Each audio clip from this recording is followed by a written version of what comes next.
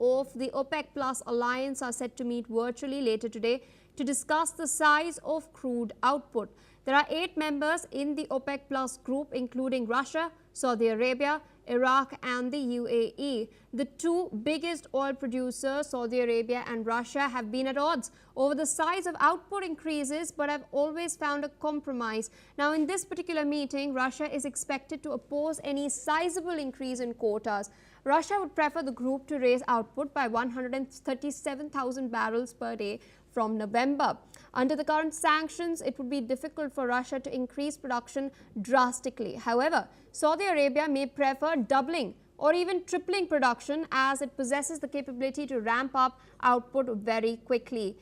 Therefore, this meeting comes as in recent months, OPEC Plus has tried to regain its market share in the face of competition from other countries, especially the United States, Brazil, Canada, Guyana and Argentina. Now, OPEC remains optimistic in its latest projection of global oil demand, forecasting an increase of 1.3 million barrels per day in 2025 and 1.4 million barrels per day in 2026. Now, against this backdrop, the possibility of a larger increase in the grouping's quotas has sent the price of Brent crude, that is the global benchmark for crude oil, plunging below $65 per barrel, which is a loss of around 8% in a week. Still with us on the broadcast is Dr. Ajay Dua. Interesting different approaches being adopted by Russia and Saudi Arabia ahead of this very crucial virtual meeting that is going to take place. In your assessment, what could be the short-term and long-term impact of these differing approaches? I'm very conscious of the fact that Russia is no longer playing ball with OPEC. Actually, if you recall, Russia is no longer a member of the OPEC. It had, because of differences exactly on these kind of issues, how much of production cuts should be made or increases should be made. Russia had quit OPEC a couple of years ago, or 3 years ago to be precise. Now it comes in the category of the plus producers, OPEC plus the other producers, and Russia is a large producer, no doubt. But with sanctions being now again talked about and more vociferously by the US and the European Union, the so-called NATO members, the Russia is being realistic, and it's saying that the increase should be modest, and the figure which you quoted, just about 0.14 million tons is what they are talking about, is the increase which they can effect, and that will impact the overall one.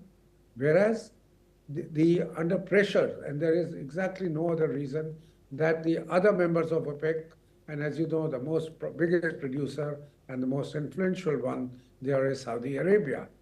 The President Trump, because realizing that the prices had gone up to $66 a barrel till about 10 days ago, has pressurizing all these OPEC countries, particularly the Middle East ones, to effect a further increase. The expectation is what you mentioned, that it could be even 1.4 million barrels a day. If that happens, the prices would certainly fall, something with the US wants.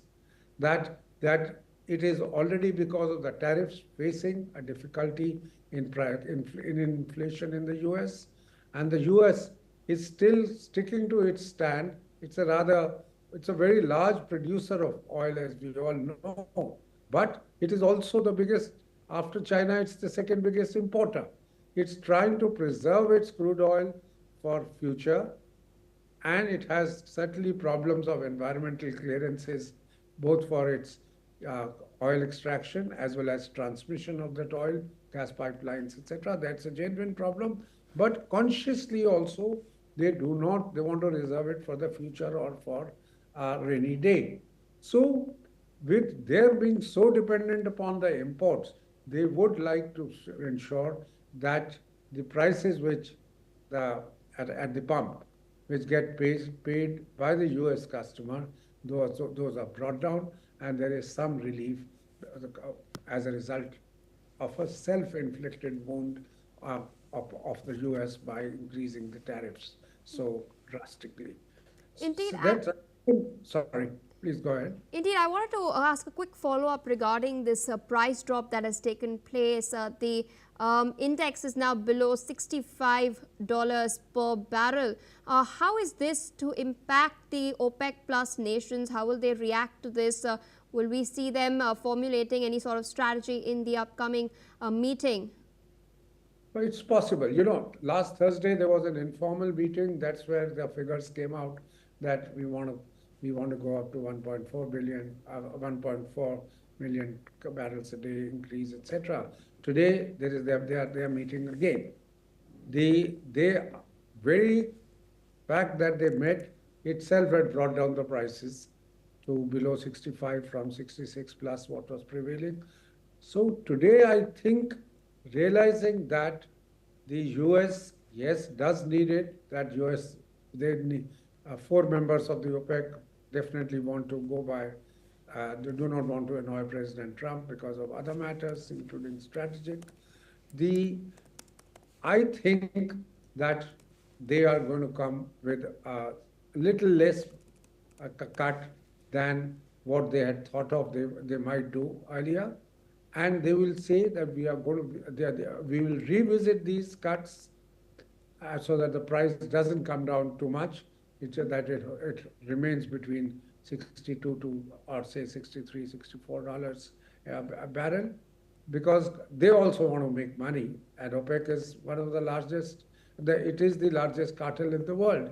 And one of the purposes is that good returns to all its members, or fair returns they call them. I think, so you might see a smaller cut, which will result in smaller reduction in prices, but the trend would be clear, saying we would, for the year 26, we will be meeting again after a couple of months to review the situation, and Russia is going to be Russia will go by its own stand, saying that yes, we are attending the meeting, we are contributing our bit to the increase, but it's going to be a very modest one. And for them, the reason is very clear: as long as the sanctions prevail upon them, upon the energy sales which they can effect, they will be kind of justifying it. Though I feel that the Russian stand is going to be a little different in terms of natural gas exports as compared to the oil exports, because natural gas, the biggest customer for Russian natural gas is Europe. And as winter is setting in, then the pipeline system stretches all the way from Russia, North Sea, to the Baltic Sea, all the way to Germany. And we've been hearing about some deliberate cutting of the pipeline, etc. Ukraine being blamed. So on that, they might be willing to increase it, because there is a demand and it doesn't affect the prices so much as their increased production of crude oil affects the revenue for Russia. All right, sir. With that, I would like to thank you for taking out time, sharing your analysis with us on NewsX World. Viewers, due to paucity of time, it's a wrap.